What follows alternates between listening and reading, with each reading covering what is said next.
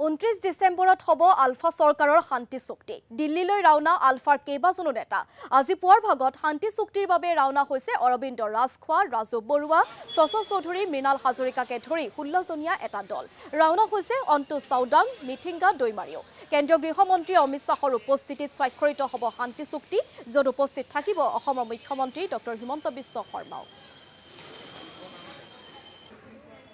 79 পৰা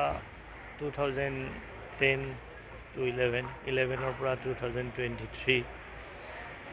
ইমান দিনৰ অন্তত আলোচনা শান্তি মানে পিছ প্ৰচেছ হ'ল তাৰ পিছত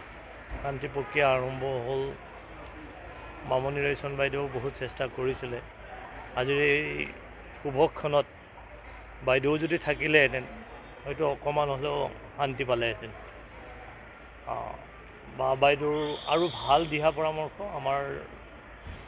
কেন্দ্ৰীয় নেতৃবৃন্দক দিব পাৰিলেহেঁতেন বাইদেউ নাই সেইটো অভাৱ অনুভৱ কৰিছোঁ দ্বিতীয় কথাটো হ'ল ইমান দিনৰ অন্তত মাননীয় মুখ্যমন্ত্ৰী হিমন্ত বিশ্ব শৰ্মা ডাঙৰীয়াৰ যি নেতৃত্ব যি তেওঁ প্ৰক্ৰিয়া চলালে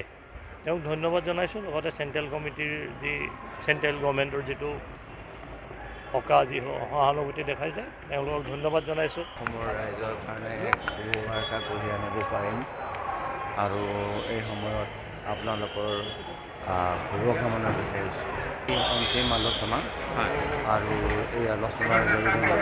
অসমৰ ৰাইজে যি আকাংক্ষা কৰি আছে আশা কৰি আছে অসম ভাৰত সংঘাত সমস্যাৰ এটা সুমীমাংসা হ'ব বুলি আমি আশা ৰাখিছোঁ দিল্লী যাবলৈ লৈছোঁ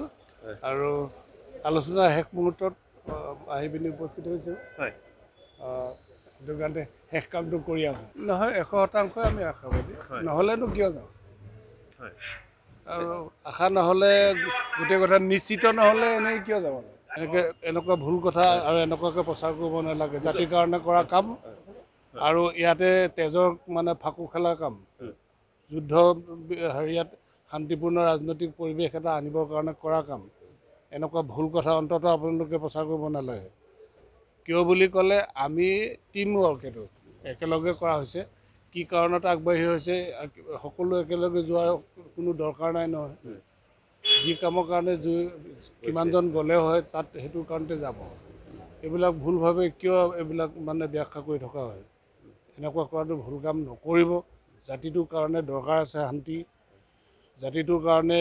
অধিকাৰ আজৰি অনাৰ দৰকাৰ আছে